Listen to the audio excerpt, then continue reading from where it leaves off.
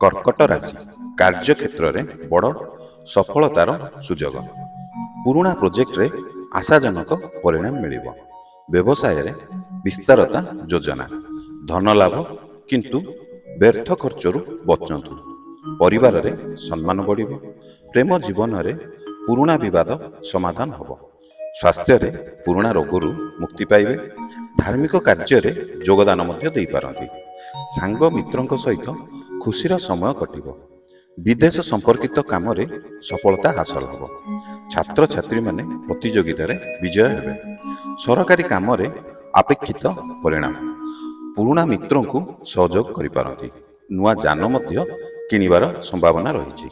ଆତ୍ମବିଶ୍ୱାସରେ ବୃଦ୍ଧି ହେବ। ପ୍ରତିଦ୍ୱନ୍ଦ୍ୱୀଙ୍କୁ ଆପଣ ହରାଇବେ।